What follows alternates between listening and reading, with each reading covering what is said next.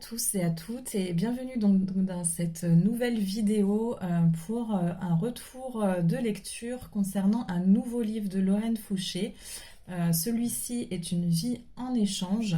Donc, je vous lis le résumé rapidement. Un soir, Sylvia, patronne du restaurant Amore et Pasta, sauve une cliente qui s'étouffe avec ses pâtes. Le lendemain, celle-ci revient la remercier et lui demande qui elle aime le plus au monde. La jeune femme pense à son père Jacopo et à son amoureux Julian. La cliente lui annonce qu'ils sont tous les deux en sursis et que pour l'avoir sauvé, Sylvia a gagné le droit d'épargner la vie de l'un d'eux. Elle refuse évidemment d'y croire et la prend pour une folle. Pourtant, le soir même, Jacopo et Julian se retrouvent en danger de mort et Sylvia va devoir choisir.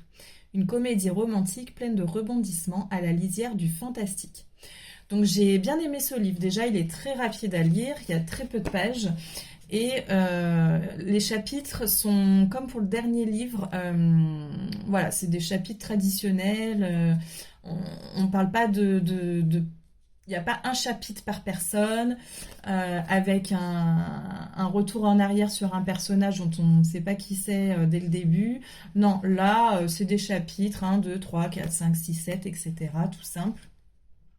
Et donc on suit l'histoire de Sylvia, donc née de parents italiens qui se sont installés à Paris, qui ont ouvert un restaurant. Donc la mère de Sylvia est morte quand Sylvia avait environ 10 ans, il me semble. Elle est morte dans le restaurant le jour de son anniversaire. Elle s'est malheureusement étouffée avec des fruits confits concernant un gâteau, donc le tiramisu. Donc depuis ce jour-là, Sylvia vit dans la culpabilité de ne pas avoir pu sauver sa mère. Bon, en même temps, elle était très jeune, elle ne pouvait pas faire grand-chose. Et donc là, plusieurs années plus tard, elle se retrouve donc au restaurant et il y a Jenna. Donc Jenna, c'est une psychiatre qui a son cabinet dans le coin et qui vient manger régulièrement donc au restaurant. Donc le restaurant est tenu par le père de Sylvia, Jacopo, et donc par Sylvia. C'est Jacopo qui fait la cuisine. Sylvia, elle est plus dans le service. Et il y a Julian. Donc Julian, c'est son amoureux. C'est un Anglais. Qui n'a pas eu une vie facile. Alors, on a un petit peu des bribes de son passé, de sa vie familiale dans le livre, mais c'est assez rapide. Mais on voit que bon, il n'a pas eu une enfance heureuse. Et donc, il est passionné par les livres. Il tient des rubriques concernant la lecture. Et puis, il est obligé un peu de voyager. Donc là, il reste sur Paris, mais c'est temporaire. Il doit partir prochainement, s'installer pour plusieurs mois, donc en Italie. Forcément, il est tombé amoureux de Sylvia, il aimerait qu'elle le suive. Sylvia, elle est partagée. Elle est partagée parce qu'elle aime Julian, elle a envie de fonder une famille avec lui, de vivre sa vie avec lui, mais elle a peur de laisser son père, Jacopo, tout seul. Vu que forcément la maman n'est plus là. Faut savoir que Jacopo, après la mort de la maman de Sylvia, a commencé à boire. Sylvia a réussi un peu à le sauver de cette emprise et elle a donc forcément un peu peur qu'il replonge dans l'alcool sans elle. Donc elle est partagée voilà, entre partir avec son amoureux en Italie et rester avec son père pour le soutenir et qu'il ne soit pas seul au restaurant. Donc cette fameuse journée, Sylvia au restaurant va s'étouffer avec l'un des repas du restaurant italien. Et c'est Sylvia, bien entendu, qui va lui sauver la vie, avec la méthode de Heimlich. D'ailleurs, ils en parlent beaucoup dans le livre, donc voilà. C'est comme quoi c'est important d'apprendre la méthode d'Heimlich pour sauver quelqu'un qui s'étouffe. Ça peut arriver à tout le monde, donc autant connaître cette méthode. Et du coup, elle lui a sauvé la vie. Et en même temps, Sylvia, finalement, elle qui a toujours culpabilisé de ne pas avoir sauvé sa mère, là, se réconforte d'avoir pu sauver quelqu'un. Sauf que elle va se réveiller le lendemain Et Jenna va venir frapper à sa porte pour la remercier de l'avoir sauvée. Et elle va lui dire une vie pour une vie. Donc tu m'as sauvé la vie. Par contre, je te dois une vie. Et ton père et ton conjoint doivent mourir dans 3 jours. Tu as 72 heures pour décider lequel des deux tu veux sauver. Donc là, une question bien entendu très difficile, un choix limite impossible.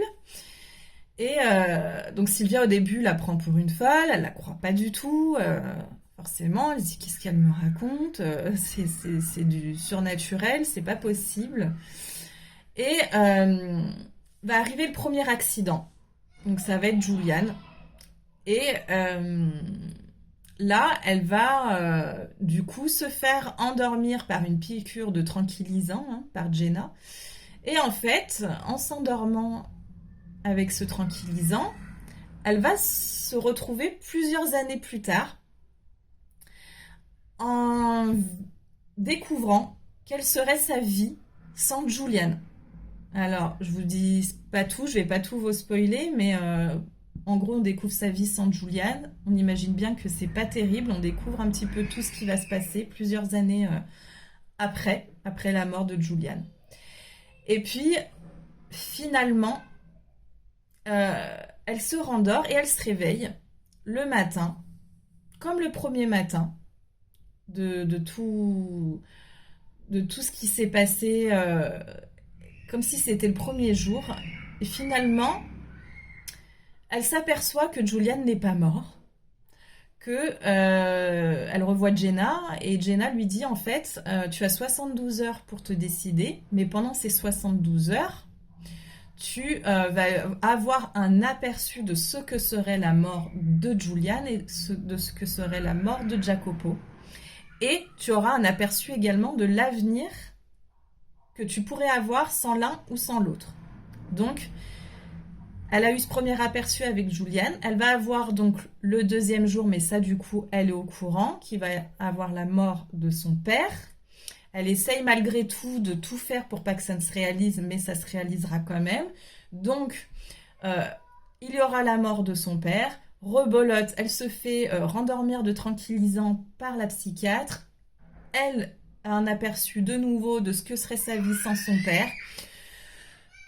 La vie sera pas la vie rêvée qu'elle imaginait, ça va être encore pareil, catastrophique, je vous dis pas tout. Et du coup, elle se réveille le lendemain. Sauf que le lendemain, c'est le 3e jour. Et c'est le jour fatidique où elle est censée donc sauver l'un des deux. Là, elle ne pourra plus avoir d'aperçu.